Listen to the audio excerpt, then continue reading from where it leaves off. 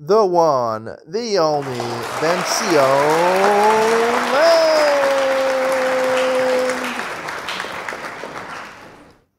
Good morning and welcome to Yeshiva YouTube Daily Double. Today we are finishing Maseches Eiruvin. It's pretty significant.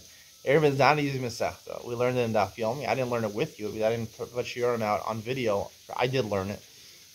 It's obvious I didn't learn it well enough to put out Shiurim on video.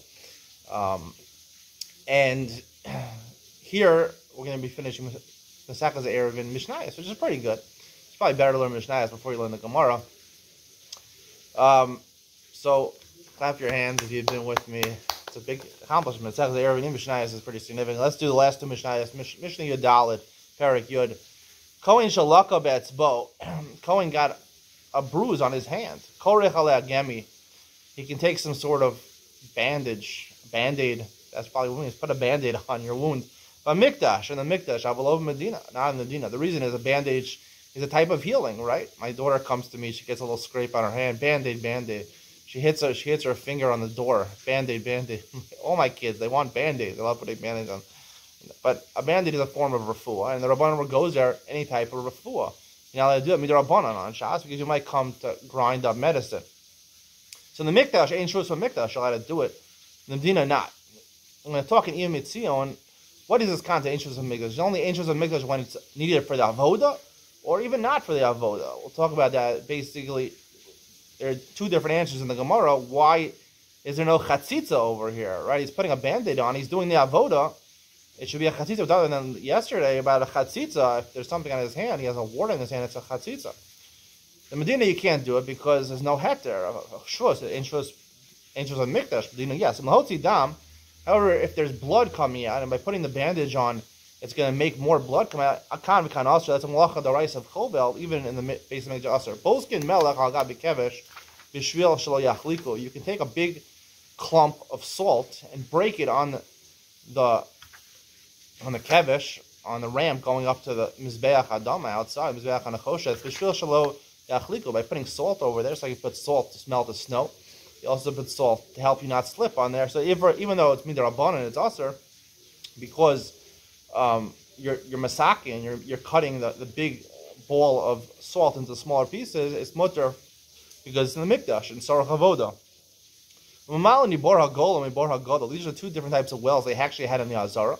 But Gilgal b'Shabbos, you're using a sort of, in order to lift the water with a pail, you actually have the rope. You're not just pulling the rope. The rope is actually tied to some sort of wheel, right? And it's very easy to draw the water from the well. So you're allowed to do this in the mikdash because they're not gozer, but outside the mikdash they were gozer. Since it's so easy, you might come to water your field. Ber hakar biyom tov, and ber hakar is actually outside the base of the mikdash. It was a specific type of well that was available to the people when made aliyah l'regel. And this specific type of well, who were they? Chagai, Zechariah, Malachi, they allowed, when they came back to build Bayit Shem, they allowed them to use these wells. On Yom Tov, even though, right, it's very easy, they had a wheel to draw the water, and it's very easy, you might come, but since they allowed that once, they didn't make a Gzeira over there. Ted Vav, last Mishnah. Sheret Shenimsa and Mikdash. Let's say you find a bug in the Mikdash. You want to take it out? You want a bug in the mikdash? Yochanan Broga says the best thing to do is take your belt. The Kohen has an avne as a belt. Don't take it in your hand. If you take it in your hand, you're matame your body. Take it in your belt. You're only matame the belt. The sherish is not matame b'masa by carrying it, only b'maga. And therefore, it's better not to have the tummy thing here in the base of mikdash. Rabbi Yehuda Omer b'tzevet shalis. You should wait. Try to find a tong made out of wood. Even though it might take more time, shalul rabas and tumah, it's better not to matame even your clothing.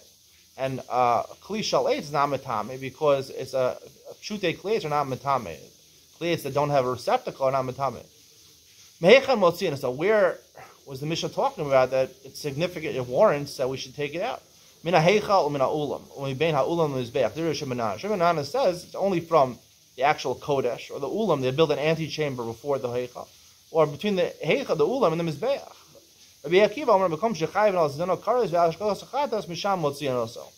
basically the Azara. The Azara, if you go in there when you're not supposed to, you're chayav kares. And you're chayav chadz if you did a b'shogeg.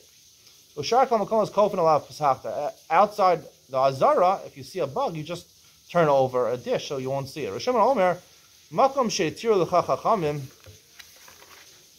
mishalcha nasu lach, shelo l'tiru l'cha ela mishum shvus. This statement of Rabbi Shmuel is not related to the rest of the Mishnah. He's talking about a couple of Mishnahs ago. We talked about if your violin breaks in the mikdash, one of the Levim's violin breaks. They said you could do a kesher she'eino shel kayama. You could actually make a knot, but plan to untie it. So Rosh Hashanah says no, you can only make a bow, right? And the reason you can't do that is because they're worried if you make a kesher, a knot, you might make a kesher kayama, and it's exera derabbanan. Shvus, I mentioned, there's a shvus and exera. Exera is you might come to the malacha daraisa. A shvus is something just you might get confused and you might come to matter in a certain place. But exera is you might, since you're in the middle of doing it, you might come to actually do it permanently. So it's more severe. So they weren't gozer shvus in the mikdash. Exera, they were gozer in the mikdash.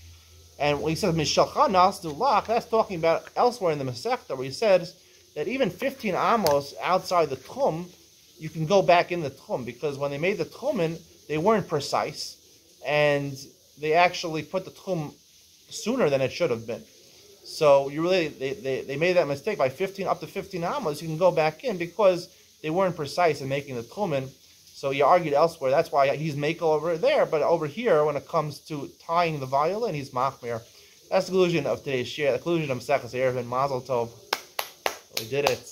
Stay tuned for Iyam Mitzia when I talk about Mishnah Yadalit and the concept of Chatzitza by a Kohen.